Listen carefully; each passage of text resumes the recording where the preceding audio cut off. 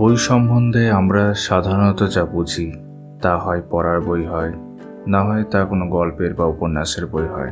আবার এমনও কিছু বই হয় যেগুলোর প্রয়োজন আমরা তখন বেশি অনুভব করি যখন আমরা কোনো রকম সমস্যা থেকে বেরিয়ে আসতে চাই বা নিজেদের দৈনন্দিন জীবনে আরও বেটার হতে চাই, আরও বেশি উন্নতি করতে চাই।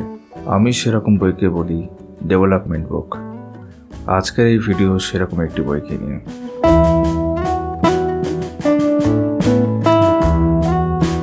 Atomic habits by James Claire.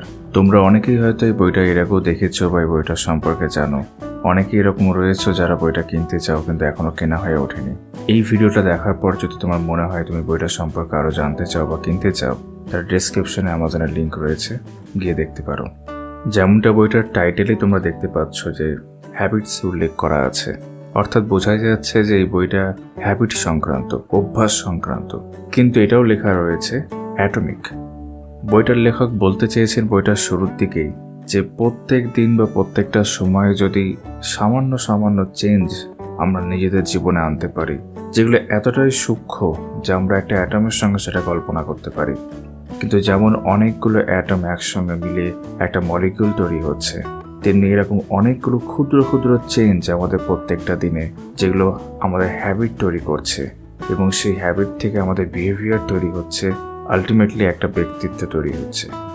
এই বইটার মূল বিষয়বস্তু শুধু হ্যাবিটকে কী করে তুমি চেঞ্জ করবে বা কী করে নতুন হ্যাবিট তৈরি করবে তা শুধু নয়, সেটা তো ভীষণ ডিটেলে রয়েছে।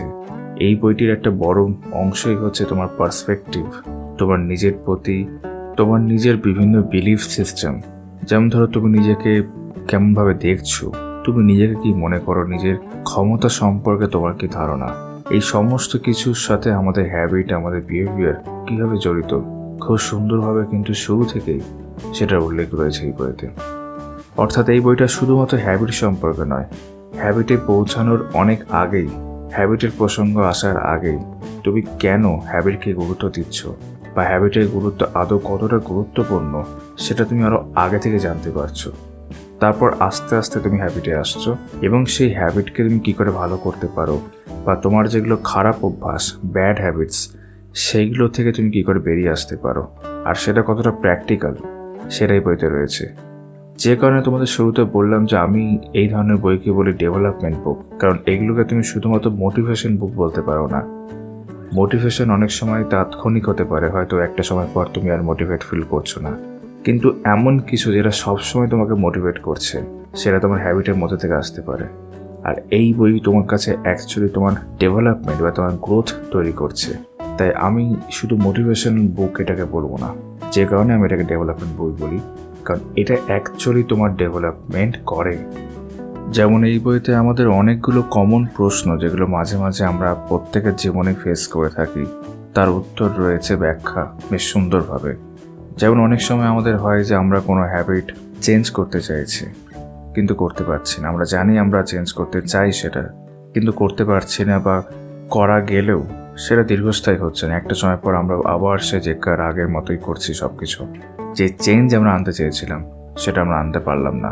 কেন এরকম হচ্ছে, বা আরও ভালোভাবে বলতে গেলে কি করলে আমরা সেই চেঞ্জ আনতে পারবো, বা আমাদের পার্সপেক্টিভ টুয়ার্ডস চেঞ্জ কি হওয়া উচিত, কোন ডিরেকশনে হওয়া উচিত, সেটা উল্লেখ রয়েছে এই বইতে।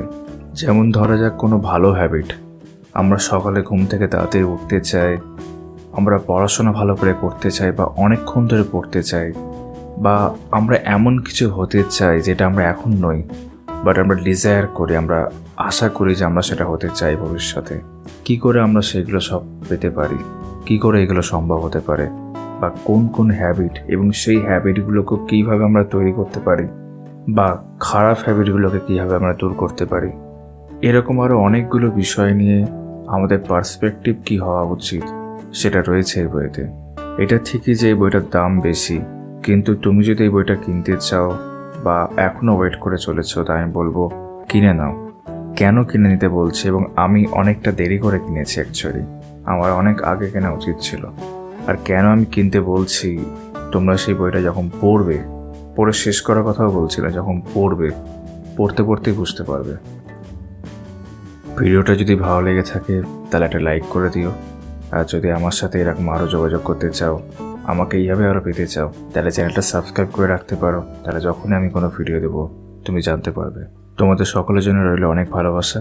দেখা হচ্ছে পরবর্তী ভিডিওতে।